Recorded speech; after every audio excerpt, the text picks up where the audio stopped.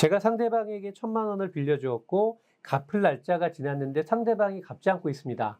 가장 빨리 1,000만 원을 받을 수 있는 방법은 무엇일까요? 이런 질문이 들어왔는데요. 네네. 제가 여기에 대해서 간략하게 답변을 드리겠습니다. 앞에 강의 내용에서 했었던 가압류와 가처분을 잘 활용하시면 되고요.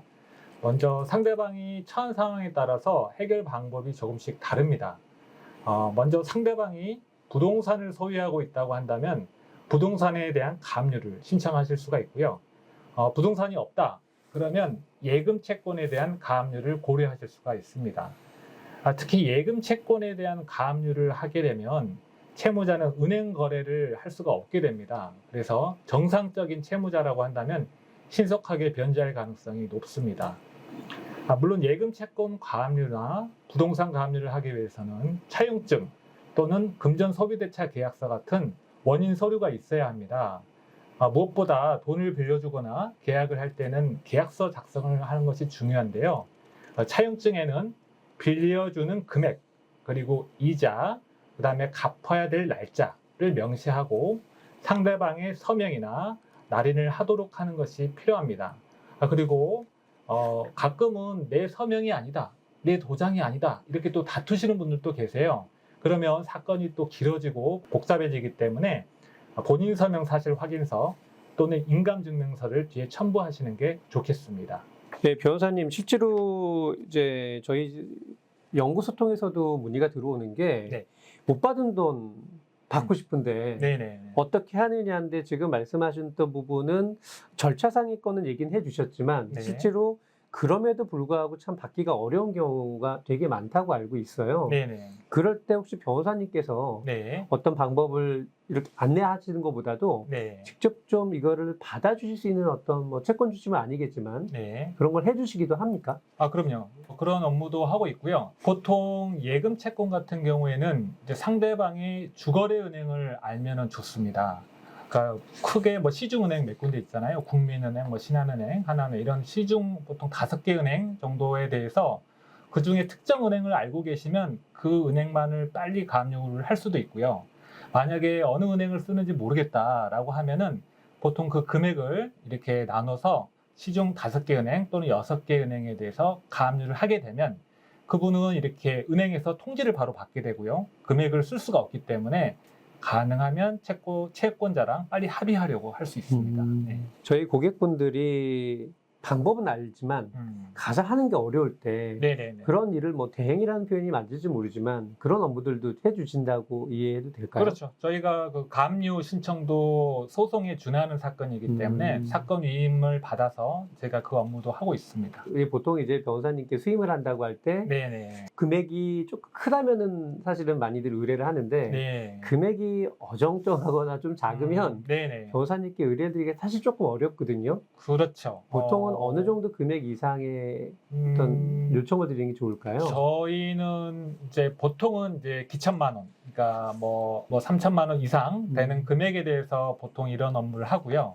그 금액보다 좀 적다 그러면은 이제 법무사님들이 이런 업무를 또 도와주시기도 합니다. 다만 이제 법무사님들은 완전한 대리가 아니라 서류 작성을 이렇게 대신해 주시는 분들이기 때문에 조금 절차를 완전하게 이행하는 부분에서는 좀 부족함이 있죠. 그 한 가지만 더 질문 드리면 법무사의 업무 역할 네. 그리고 변호사의 업무 역할이 좀 다름이 있는 걸로 알고 있는데 네네. 조금 헷갈리는 경우가 있거든요. 네. 조금 더 좀 이해하기 쉽게 설명해 줄 수 있으실까요? 네. 변호사 같으면은 이제 포괄적인 대리권을 행사한다.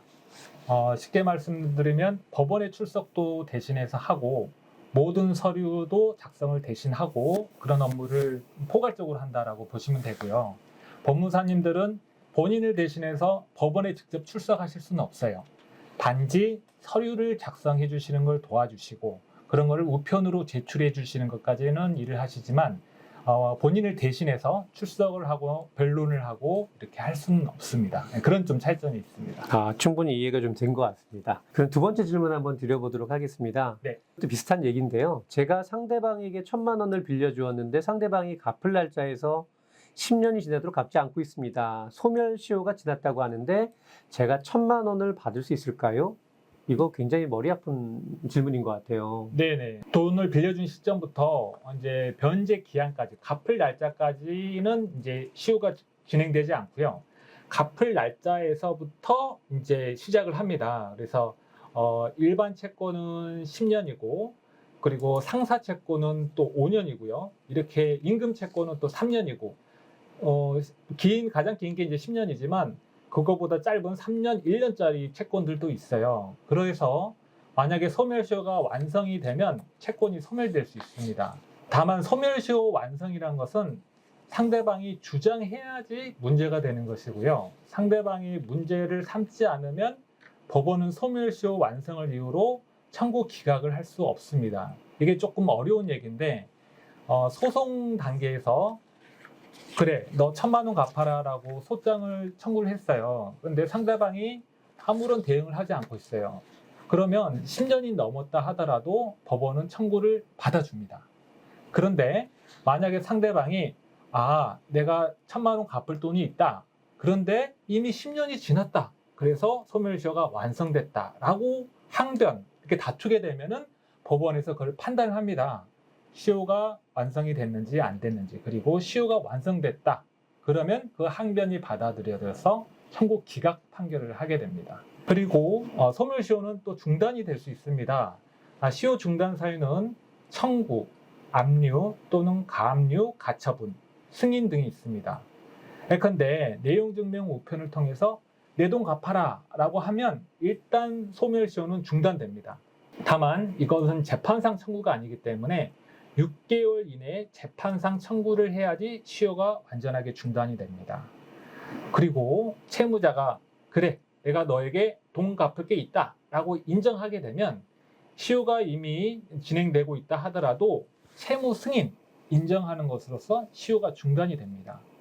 이것처럼 소멸시효가 완성된 것처럼 보이더라도 중단 사유를 잘 활용하면 돈을 돌려받으실 수 있습니다. 변호사님 감사합니다. 근데 조금 어려운 부분이 네네. 질문을 좀 드릴게요. 네네. 소멸시효가 중단된다는 건 예를 들어 10년이라는 기간 동안에 어느 시점에 그 얘기가 들어가면 네. 그 중단이 되면은 여기 다시 시작되는 건 아니죠? 다시 시작되는 겁니다. 중단 사유가 해소된 네. 시점부터 다시 10년이 시작이 돼요. 그럼 중간중간에 계속 그런 액션들을 취해야 안전하게 그럼- 소멸시효에서 벗어날 수 있겠네요? 그럼요. 그리고 특히나 시효가 완성될 것 같으면 채무자랑 만나서 이렇게 나 그래 너한테 돈 줄 거 있어. 승인하는 확인서 같은 거를 받아놓고 날짜를 그때 기재를 하면은 그때부터 다시 10년이 시작이 됩니다. 근데 이제 우리가 보통 만나는 게 쉽지가 않을 때는 내용 증명을 하거나 할 텐데 네. 그러면은 여기서 내용 증명을 수시로 보낸다면 내용 증명은 최고로서만 효과가 있고요.